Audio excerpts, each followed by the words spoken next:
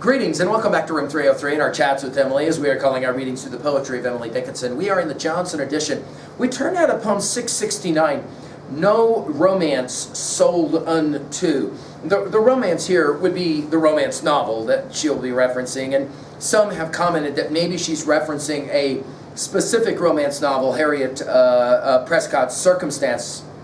And it's very possible, because that was one of the books that apparently she enjoyed and she read.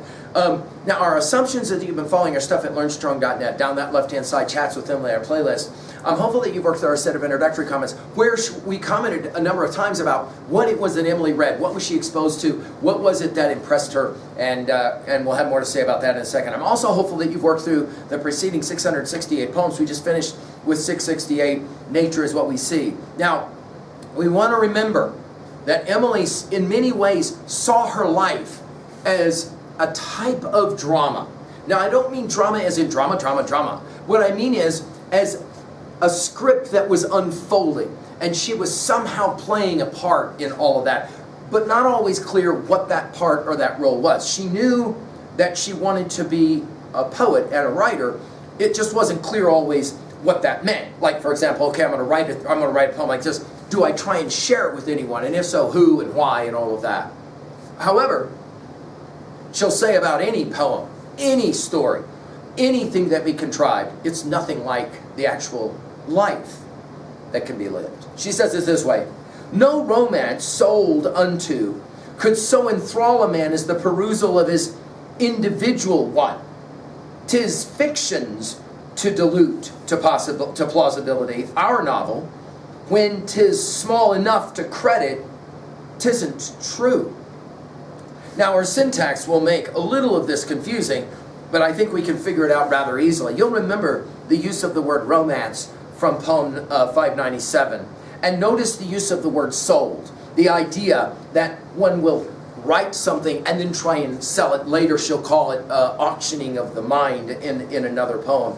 So she says, no romance sold unto anyone, in other words, could so enthrall a man. The word enthrall may be the key word of the poem.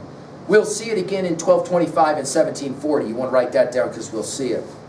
In other words, what's she saying? No novel is as enthralling as the story of an actual life. No romance sold unto could so enthrall a man as the perusal of his individual one. Notice individual and one both capitalized. In other words, as amazing as novels are, they're nothing compared to the life that you and I are living, constructing.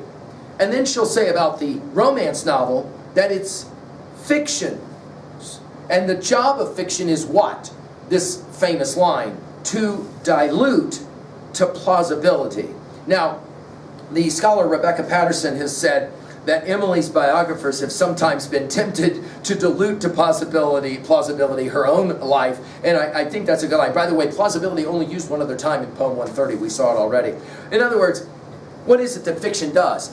It dilutes, it removes the important elements, and of course, as Aristotle will have said in his Poetics, that one of the tasks of the playwright is to make impossibilities believable, right? The suspension of disbelief and all of that. She says, however, there's a more important novel than the romance novel. And notice it's italicized in the Johnson edition as our novel, right? That is to say, our life, the novel that is being lived out. By the way, this was originally played around with to edit out some of the language that's about to come. Our novel, when 'tis small enough to credit 'tisn't true. Now, the brilliance of this, and you'll remember small in 77 poems, as we've said repeatedly. The point that she's making is that the true life that we live is way beyond anything that a novel could ever construct.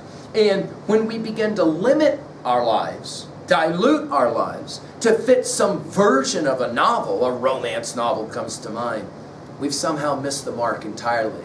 At 2A, I think the novel of our life, is the point she's making, is way more interesting than some romance novel.